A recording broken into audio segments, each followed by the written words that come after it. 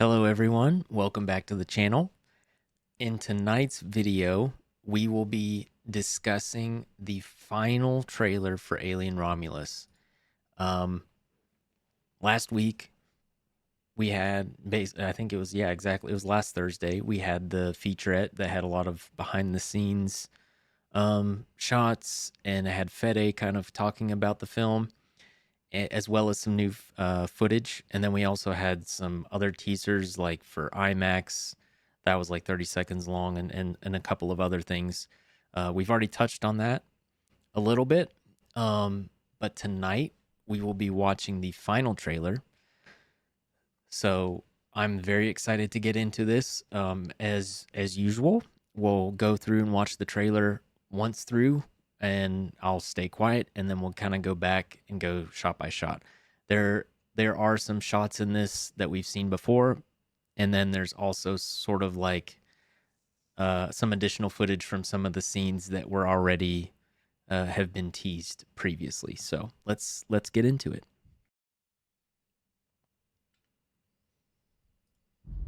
Are you sure you want to do this?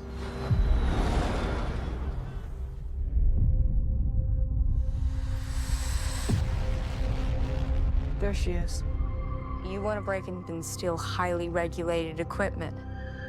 This could be our only ticket out of here. Should be in and out in 30 minutes.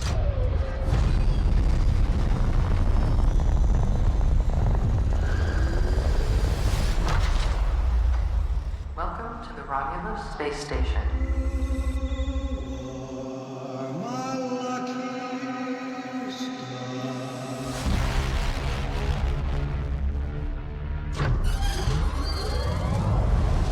This place gives me the creeps. What the hell is this? I don't know. What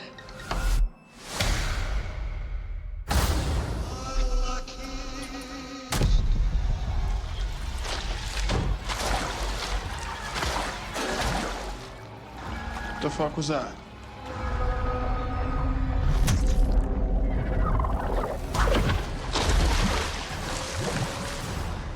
Young? Stop playing around, man. Just get up. I'm not playing around, there's something in the water. What do you mean there's something I in the don't know, water? there's just something in the fucking water.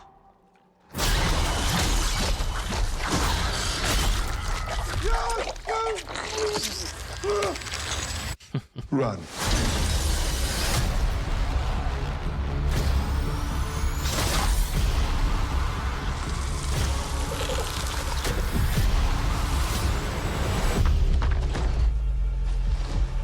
Are you all right?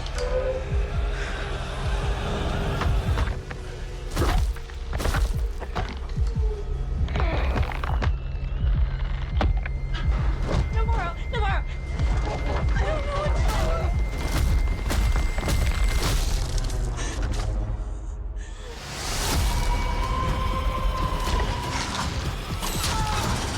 Whatever comes, we'll face it together. Let's go.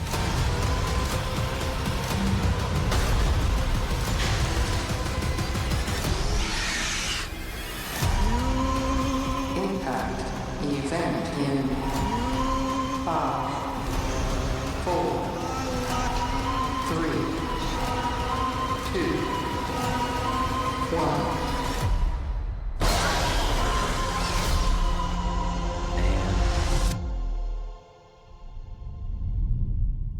I get chills every time I watch that. I've watched that probably 5 or 6 times today, and I've gotten chills every single time.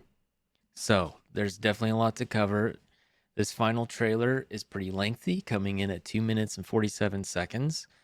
Obviously, like I said, there's some footage that we've seen before, some additional footage from scenes that we already, knew about if you watched the previous trailers and teasers. And we also get some more character development, a little bit more dialogue here, so that's very interesting.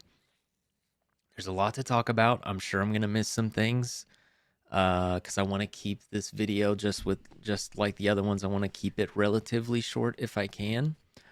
So yeah, let's get into it. So first scene, we see Rain and Andy talking, and they want to leave. We've seen a shot like this from the. So this is this is like confirmation on the. It says it on the actual like atmosphere processor, or the atmosphere processor. But here we get a very clear shot, Jackson Star Colony. Um, and we have another sign here, Jackson Star Colony with the Weyland-Yutani logos. Something that I really like about that is that you see this neon bar sign. Um, you actually see a sign that's very similar to that in Hadley's Hope in the second movie. So it's like the same letter style, font style, I should say, I guess. Um, so that kind of visual continuity is always cool to see. Again, this movie is 37 years before Aliens, so but again, that type of continuity is great. I love the costume design. I really like the costumes in this that I've seen so far. I really love this shot of the Corbellin. That's the shuttle that the crew is going to take to the space station. So we get a bit of a glimpse of the planet. Now, this shot in particular, I really like too, because you've got the planet with the star, the sun, some sort of sun on the horizon, um, and then the rings around the planet. That's very reminiscent of the Nostromo patch, actually. So we're going to magnify this image here. And you see a similar thing with a planet. There's two planets in this, but on the right side you have a planet with rings and then a star. So I just love this. I love this. Now something that I've heard, because I know some of the folks that have worked on this film. Well, I don't personally know them, but I know the type of work that they do, I should say. And I love these static shots of the camera that's fixed on the Corbellin. I've heard that they actually made like models of these ships. So like the detail here, while you would kind of expect a shot like this in the movie to be full CGI, I I'm not sure. I'm kind of speculating, but I think part of what they did here was use a practical ship for the Corbellin, and I guess the right word would be like they transposed it onto a digital image. Um, I'm very curious to see after the movie comes out, as more details come out about behind the scenes and the making of the film, if that's actually true. I'm also curious to know if they made like a physical model of the space, the Renaissance space station. But yeah, time will tell. But the Corbellin itself to me looks fantastic. It gives me very strong Ron Cobb vibes. Uh, and I just love all these little bits and bobs on it. I love the lighting. Every shot is there's a lot of orange and red used in this film for the lighting. Again, I like the costume design.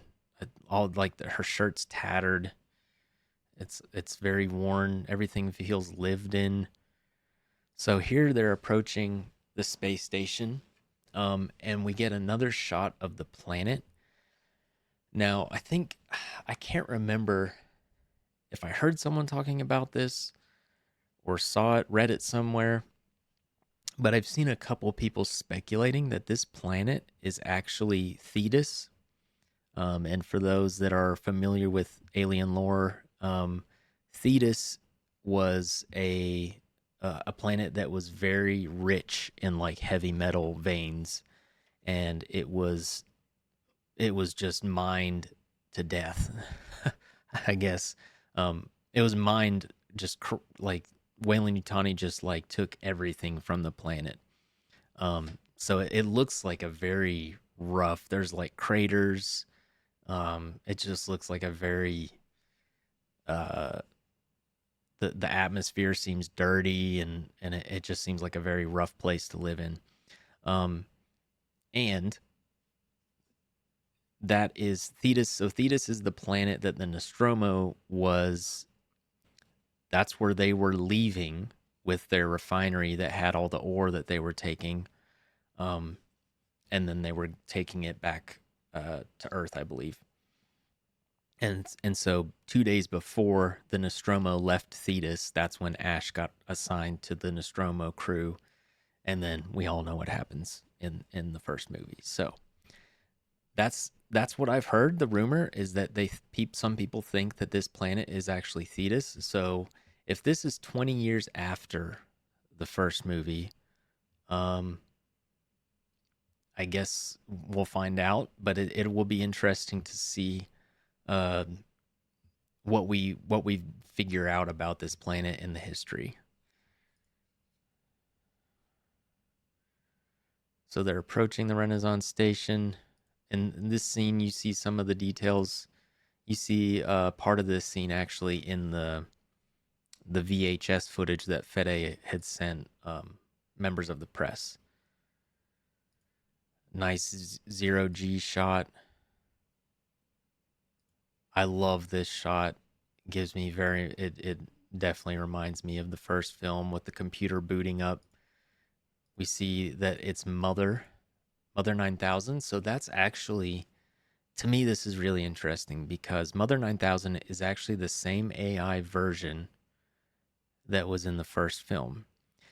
And the reason why I find that interesting is because if this movie takes place 20 years after the first film, it's interesting that they would have the same AI like version on the space station.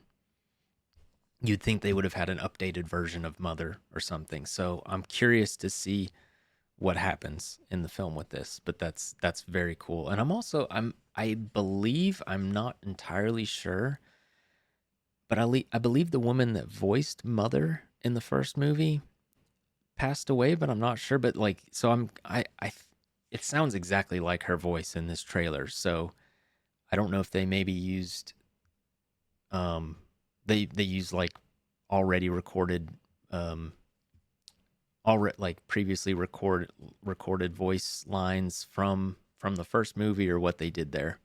I'm a bit tongue tied tonight. Anyway, there won't be much editing on this video, so just bear with me, please. Here we have Andy looking out at the rings. I'm not sure what that reflection is there. I tried looking for reflections in here for like something, but I couldn't find anything. So this image was in the IMAX teaser that came out last week. So we've got like just one of the arms, one of the fingers from the face hugger. You get a very clear image of the barbs on the end of it. And then I can't make out exactly what this little bottle is, but it kind of looks like it contains acid. I'm not entirely sure. Cool nonetheless. So here it looks like fans and stuff are booting up. So I guess the crew is going through the station, and turning on pieces of equipment. Now this is interesting. I can't quite make out all the details here, but it on the right side, you actually see some artwork. This first one is like a colonial style house. It appears like some mansion or something. And then this other one looks like some horses maybe, and people. So that's pretty cool. And then you have papers and things strewn about. And then looks like here on the wall is one of the Alien Isolation style like save stations. So that's very cool. Again, we saw in some of the behind the scenes stuff from the featurette that all of this is built. This is a completely built practical set. I love this. I would love to be able to just visit a set like this for one day just to explore. So here is look like some sort of observation lab out, maybe just outside of the Romulus lab, and then it pans back to a little screen here on the right where you see a face hugger. It looks like this might say printing on the screen, but I'm not sure. Then we have members of the crew going through some sort of conveyor system, it looks like. I love this shot. Looks like part of the um, hive material that's been uh, grown on the walls. So the aliens have definitely made a comfortable home for themselves here. A nice little hive. So Andy stops as Rain comes up behind him. He seems a bit shocked. He just kind of stops dead in his tracks. Then we see Eileen Wu's character. Now this shot's cool. We've seen some of this before, in one of the labs. A lot of red in this scene. These to me these look like obviously man-made, but these are like incubation chambers, I guess, for face huggers. It looks like the temperatures on these are all rising, so these are getting around 70 degrees. And then as the temperatures are rising, the face huggers are falling out of these chambers. And then obviously the crew doesn't know what they're getting into here. But I love that this is one of the scenes where we get some additional footage. You know, we've seen footage from this from the very first teaser that they released, I believe, was it back in March?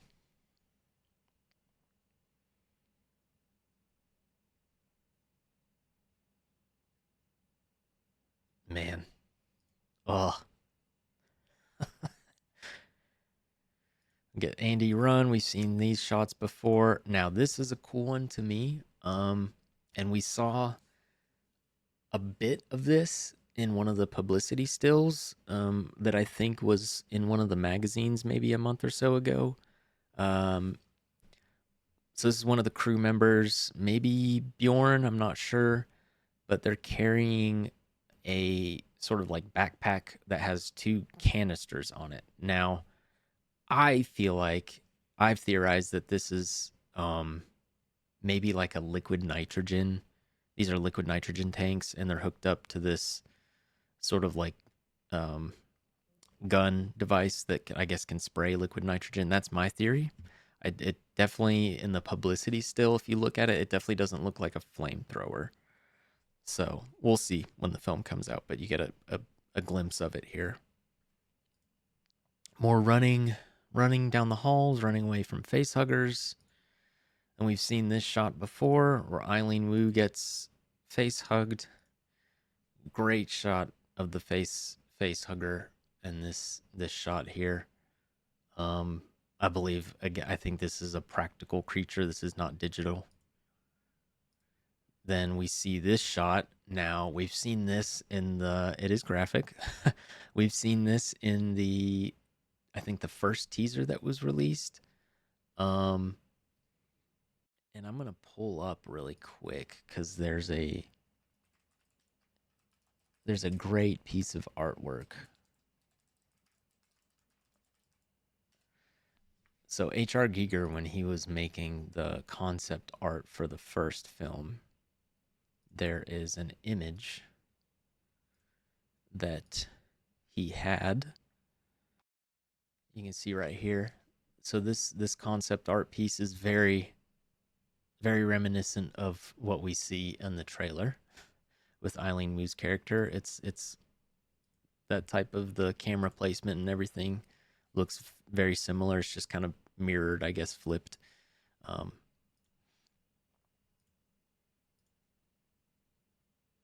We've seen that shot. Now this is again, we've seen from the first teaser that we kind of knew that Eileen Wu's character, Navarro, I believe, is getting face hugged. So we kind of knew from the get go that her character is going to meet. She is going to die. I like here now we've seen the barbs that are on the face hugger fingers. You can see some of the damage that it looks like it's done to like her cheeks, her face, behind her ears. And then she's using this sort of like X-ray device to look. And then they find the face hugger, and you can even see like just the detail here. You can see the chest burster breaking her ribs,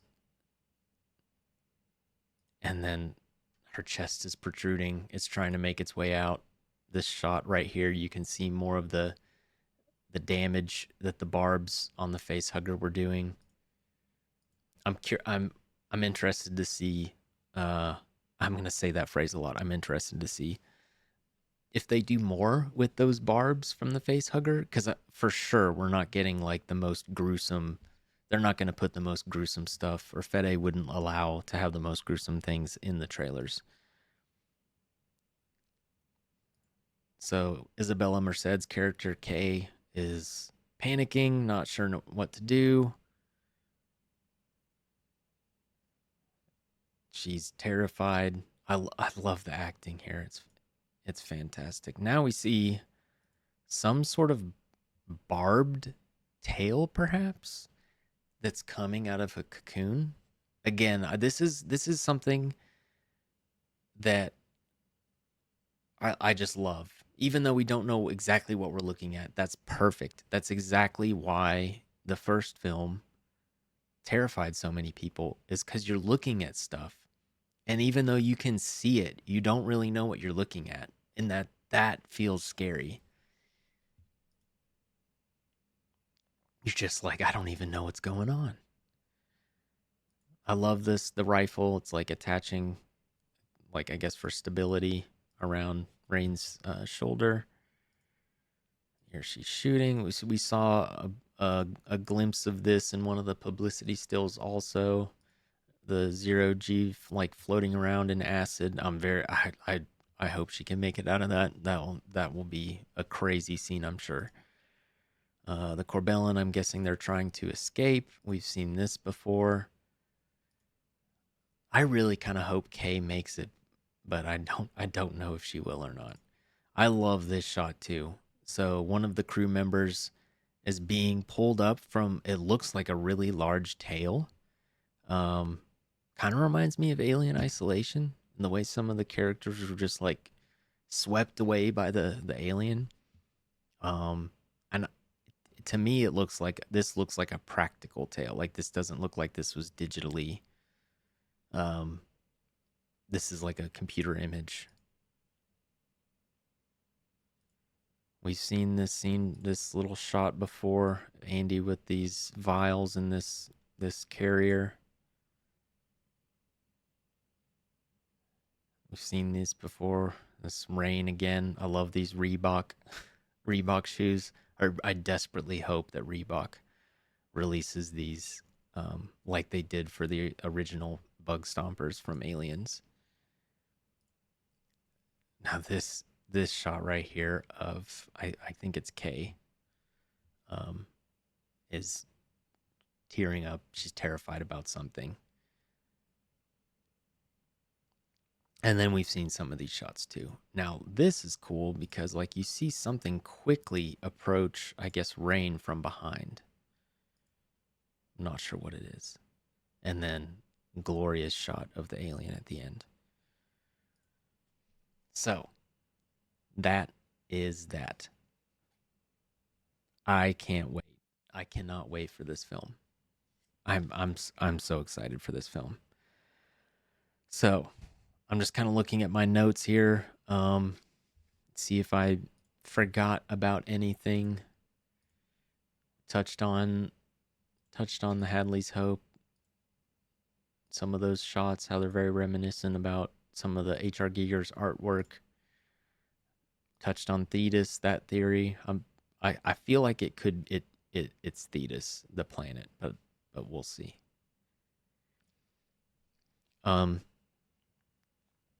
Yeah, I mean, regardless, the colony does not feel like a place I'd want to spend my whole life. Being a colony member working there. The overall aesthetic, it's fantastic. My excitement for this film, I'm still like trying to remain cautiously optimistic as we approach the release. But I really think that Fede has knocked this out of the park. Now, there's one last thing that I kind of wanted to touch on before I end the video. We're about at 25 minutes now. So Fede Alvarez did an interview in Cinema Teaser magazine, which I think is a French magazine. So the interview was in French, and then someone, actually Perfect Organism, they have the interview translated from French and English, and actually it was Thibaut Claudel, who was one of the creatives behind the Aliens Dark Descent video game. Um, really nice guy. And so he actually translated it, and the Perfect Organism team has it on their website. So if you just search for Perfect Organism podcast and go to their website and then go to the blog section, you can find this interview. Um, I'm not going to touch on every question that was asked here, but there are a couple things that I did want to point out, and that the Perfect Organism team also kind of touched on in their most recent podcast episode, which I think says a lot for about Fede and the type of filmmaker that he is, this type of storyteller that he is, and how much respect he has for not just moviegoers in general, but also for fans of Alien. So in this, the person that's interviewing him, he asks, let me find the question here. So the interviewer asks Fede, and the first Alien was at its heart a story of class struggle. In Romulus, you feature workers, so the crew is on a colony and they're working. Did you consciously desire to write a blue-collar story and inject the film with some kind of social commentary? And then Fede goes on to answer, yes, but I can't tell you exactly what the film's about for fear of spoiling it. You'll know when you see it in its entirety, because imagine that it's 1979 and I've directed the first Alien. You ask me about class struggle, and I tell you, indeed, the film is about that, and in particular, about how people realize that corporations are being shitty to them and are only interested in their own profit. Back then, this was a radical idea, and today it's not. We all know it. If we discussed all of this back in 1979, it would have spoiled the film's ending. It's the same here. I can't tell you what Romulus is about, but it's about the zeitgeist. That said, if I want to be an honest filmmaker, I have to understand why a film really works and not get carried away by the intellectual dimension of the subject. And so then he goes on to he talks about James Cameron, he talks about the Terminator, he talks about the Matrix. But I really respect that answer. I'm very glad again that he doesn't want to spoil it. He wants this experience, even though we've had interviews, we've had publicity shots, we've had teasers and video. We get an idea of the tone, the aesthetic, and the characters in this film. But we still don't know any big twists in the film. We don't know how the Renaissance Station, how they got a hold of the aliens and what types of experiments they were doing on. I'm very curious to see if the film starts out with the Renaissance Station like operating as normal, and then it like jumps forward a bit to the crew on the colony on Jackson Star. Yeah, I'm very curious to see how that where the film starts, if there's any sort of flashbacks or jumping back and forth several years on the space station. But I love that answer for Fede, not giving in, not spoiling it, not giving anything away. And anyway, so the next question the interviewer asks, I understand your argument, but it's also true that films interact with their time and that this creates a purpose, even an unconscious one. For example, there's always been a symbolic sexual dimension in Alien, the hollowness, phallic shapes, and so on. So when you make Romulus in a post-Me Too society, you can't ignore it. And then Fede answers, really, I try not to think about these resonances. All that could do is scare me and paralyze me. It would make me doubt every decision I make. I have absolutely no control over how people will interpret Romulus. And that's the great thing about art, film in general. Everyone's going to interpret it differently. Fede says, all I can do is be faithful to the spirit of the original. But yes, as it happens, the symbolism of H.R. Giger's work was very feminist. In the first Alien, the facehugger is a vagina that violates a man's face. And these images freed themselves from a lot of taboos. And I think the effect is the same today. It's because in the best case scenario, most people won't even see it. And besides, we shouldn't be able to explain all this too categorically. In Alien, it's all very subtle in the end, but if you go back to Giger's art, it becomes obvious. Of course, they went to this guy to design these creatures. Giger was rejected for a large part of his career by the art community and the press because his work was deemed pornographic. But when you look at Alien, things aren't so apparent. Your subconscious sees it, it attacks you without you even knowing it, and that's why audiences enjoy it. I hope it will be the same in Romulus. People have to ask themselves, is this what I think I'm seeing? But in the context of the scene, it can't be a distraction. And that's great. Like Fede knows, he knows Alien. Like he's so passionate about it. It's very clear. It's very clear in the way he filmed it. It's very clear in like the characters and the little bit of dialogue that we've gotten. It's very clear in the aesthetic, the visual continuity, everything. So I'm so happy that regardless of what the film ends up being when we see it, I'm still very happy for the fact that Fede has gotten a chance to tell us his own story in this universe. So, one thing that we haven't quite gotten a lot of is some of the musical score. Now, Benjamin Wallfish, who's composing the score for this film, you know, he's done things. He's worked with Hans Zimmer on Blade Runner 2049. Hans Zimmer, I think, was actually one of his mentors.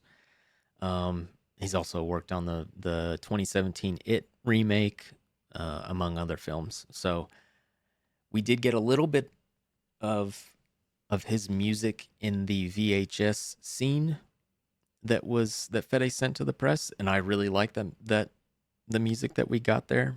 So I'm excited to hear more of that. So that's that. That's the final trailer for Alien Romulus, and now just 29 days away from its release. I've already got my tickets. I definitely encourage everyone who's watching this video, if you haven't already bought your tickets, please go buy your tickets. I think this is going to be a great film. I really do. If you stuck around this long to my rambling, I appreciate you watching this, and this will go up. You can watch it, obviously, replay on my Twitch channel. If you haven't, please watch the other videos, the previous videos that I posted on YouTube.